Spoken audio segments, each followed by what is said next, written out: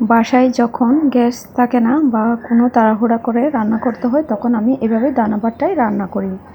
সত্যি এতটাই অসাধারণ হয় যে না খেলেই আপনারা বুঝতে পারবেন না। তো আসসালামু আলাইকুম, আজকে আমি একটি দানা ভাতের রেসিপি নিয়ে হাজির হয়েছি। আপনাদের যদি ভালো লাগে অবশ্যই ভিডিওটিতে একটি লাইক একটি কমেন্ট করবেন এবং যদি ভালো লাগে আমার পেজটি ফলো করে দিবেন। তো আমি এখানে 6 রকমের ডাল নিয়েছি। এই যে ছোলা বুট, ছোলার ডাল, মটরের ডাল এবং কেশর ডাল, মসুরের ডাল, সবগুলো ডাল আমি ভিজাতে দিয়ে দিয়েছি এবং এদিকে রাইস কুকারটা কারেন্টের সাথে সেট করে নিচ্ছি। তারপর আমি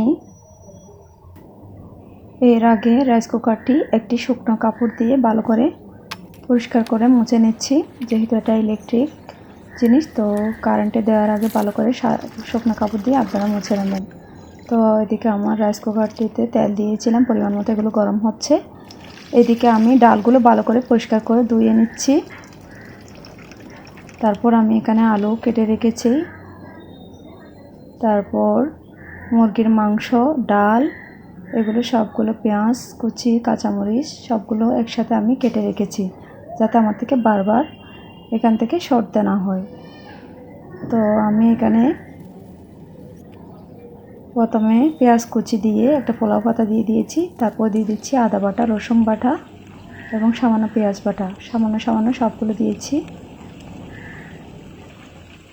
তখন একটু নেড়ে ছেড়ে দিচ্ছি।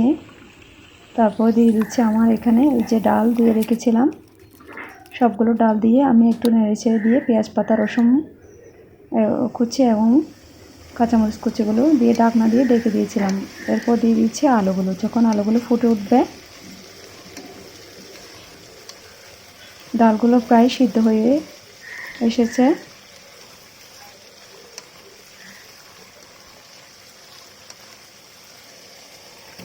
তারপর আমি দিয়ে দিয়েছি এখানে আগে থেকে মুরগির মাংস দিয়ে পরিষ্কার করে কেটে রেখেছিলাম আমি এখানে। তারপর দিয়ে দিচ্ছি হলুদের গুঁড়ো, স্বাদ মতো লবণ এবং দিয়ে দিচ্ছি মরিচের গুঁড়ো এবং মিক্স করা মশলার গুঁড়ো। এখানে জিরা থেকে নিয়ে সব ধরনের মশলা আমার থেকে মিক্স করা ছিল, আমি সেই মশলাটাই দিয়েছি। দিয়ে ভালো করে নেড়ে চেড়ে দিচ্ছি। দিয়ে ভিডিওটি কেমন লেগেছে কমেন্ট করে জানাবেন এবং আমার ভুল ত্রুটি ক্ষমার চোখে দেখবেন। তারপর কিছুক্ষণ কষিয়ে নিয়েছি ঢাকনা দিয়ে। এরপরে দিয়ে দিচ্ছি আমি আগে থেকে চাল ধুয়ে রেখেছিলাম, এগুলো দিয়ে ভালো করে নেড়ে চেড়ে দিচ্ছি এবং উপর দিয়ে ছড়িয়ে দিচ্ছি চাউলগুলো। তারপর আমি ঢাকনা দিয়ে ঢেকে দিচ্ছি।